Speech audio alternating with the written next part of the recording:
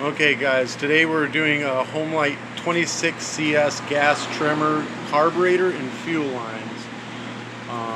The ethanol in the gas dry rots everything out.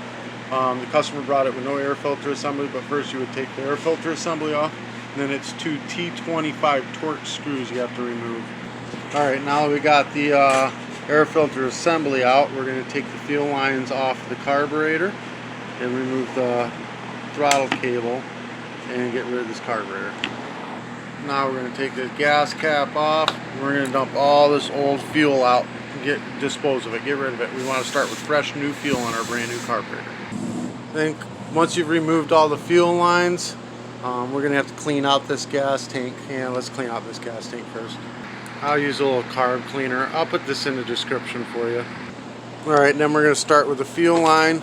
We're going to cut the line into a point.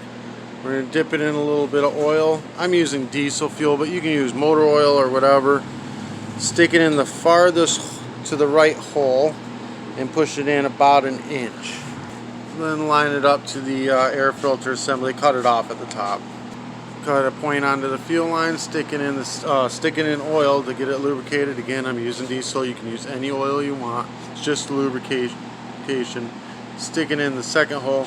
Push it in until you can grab it with needle nose. I use these long, slightly bent over needle nose pliers.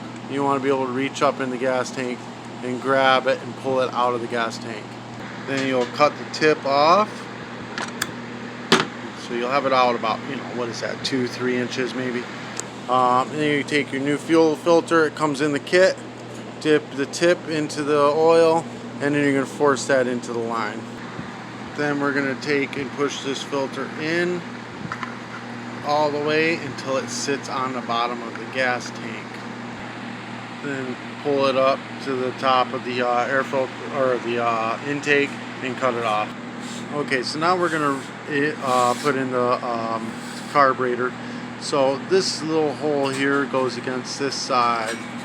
So the right hand is return, which will be on the right hand line. The left hand is the intake, which will go onto the line with the fuel filter. So this one goes to the fuel filter line.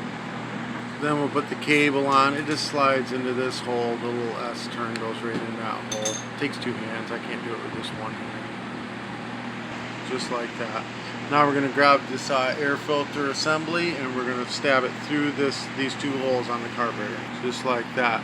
Then we're going to take that gasket and we're going to put it on the bottom of the carburetor. We're going to make sure that little hole lines up with this little hole. Just like that.